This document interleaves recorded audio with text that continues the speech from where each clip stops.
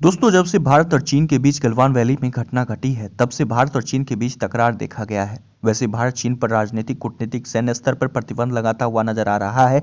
वहीं चीन में बसी बहुत सारी कंपनियों को भारत में शिफ्ट करने के लिए आकर्षित भी कर रहा है और उसमें भी काफी कामयाब होता हुआ भी नजर आ रहा है। और वहीं भारत में चाइनीज प्रोडक्टों को बायकॉट करने में भी किसी भी तरह का कोई कसर नहीं छोड़ रहा और वहीं चाइना के दुश्मन मुल्कों को भी अपना सहयोग दे रहा है। और भारत ने जब से यह सराहनीय कदम उठाया है, तब से चीन के उग्रवाद नीतियों के कारण तब से पूरी दुनिया ही भारत के समर्थन में आ चुकी है। जी हां, बात कर ली जाए तो अमेरिका ने चीन के खिलाफ एक बड़ा कदम उठाया है, जिसके कारण चीन काफी तिलमिला उठा है। हेलो दोस्तों, मेरा नाम है राजीव और आप लोग देख रहे हैं टुडे हिंदुस्तान न्यूज। जैसा कि आप लोग जानते होंगे कि चीन ताइवान को अपना एक राज्य मानता है। वहीं वहां पर वन चाइना वन पॉलिसी लागू करके अपना वहां पे कब्जा और अधिकार जमाना चाहता है। लेकिन दोस्तों, बात कर ली जाए तो ताइवान खुद को एक अलग राष्ट्र और एक अलग इंडिपेंडेंट देश मानता है।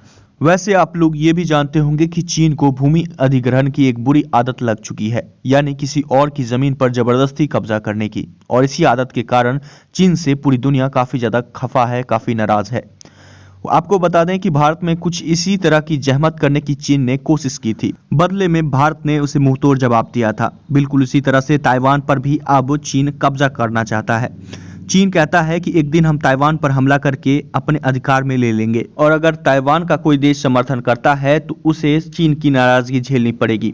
उसके साथ किसी भी तरह का कोई ट्रेड नहीं किया जाएगा और चीन उसके साथ किसी भी तरह का ट्रेड नहीं करेगा, जिसके कारण ताइवान से किसी भी तरह का कोई भी देश संबंध नहीं रख रहा था। यहाँ तक कि अमेरिका ने भी सन 1979 में चीन को खुश करने के लिए, जहां कम्युनिस्ट चाइना को खुश करने के लिए ताइवान के साथ किसी भी तरह का संबंध ऑफिशियली रखना बिल्कुल मुनासिब नहीं समझा और खुद को ताइवान से अलग करके खुद को प्रतिबंधित कर लिया और किसी भी तरह का उस ताइवान के साथ ऑफिशियली कोई भी संबंध रखने से खुद को प्रतिबंधित कर लिया। दोस्तों, जब से भारत सरकार ने चीन के खिलाफ मोर्चा निकाला है, तब से पूरी दुनिया भारत के समर्थन में आ चुकी है। वहीं आपको पता ही होगा कि चीन के खिलाफ भारत सरकार व्यापारिक कूटनीतिक स्तर पर भी कार्रवाई करते हुए नजर आ रहा है, जिसमें स्मार्टफोन, इलेक्ट्रॉनिक गैजेट्स और स्पेयर पार्ट्स चाइना से न मंगवाकर ताइवान से मंगवाना और उसके साथ डील करना जरूरी समझा जा रहा है, जिससे चीन से आयात की निर्भरता खत्म हो सके और ताइवान को ताकतवर भी बनाया जाए और चीन के आर्थिक निर्भरता से भी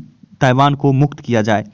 वैसे दोस्तों, बात कर ली जाए तो भारत भविष्य में ब्रह्मोस मिसाइल को लेकर भी ताइवान के साथ डील कर सकता है और इसके लिए कई तरह के डिफेंस हथियार की भी डील ताइवान के साथ हो सकती है। वहीं भारत के उठे चीन के खिलाफ इन सख्त कदमों को देखते हुए दुनिया के बाकी देश भी अब ताइवान का समर्थन करने के लिए आगे बढ़ रहे हैं, जिसमें अमेरिका ने सबसे बड़ा कदम उठाया है।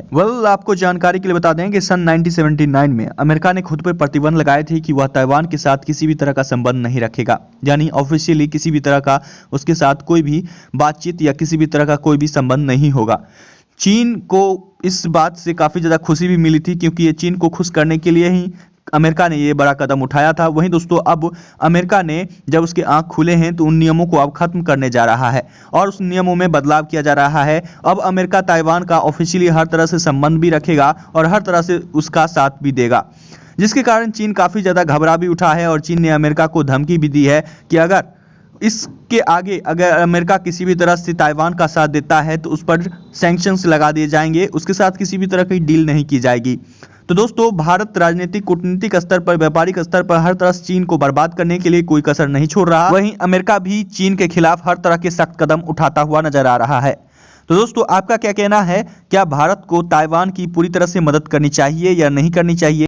आपका इस बारे में क्या कहना है? नीचे कमेंट्स में अपनी ओपिनियन जरूर शेयर कीजिए। साथ ही दोस्तों, अगर आप इस चैनल पर नए विजिटर हैं तो चैनल को सब्सक्राइब कीजिए और चैनल के साथ बने रहिए।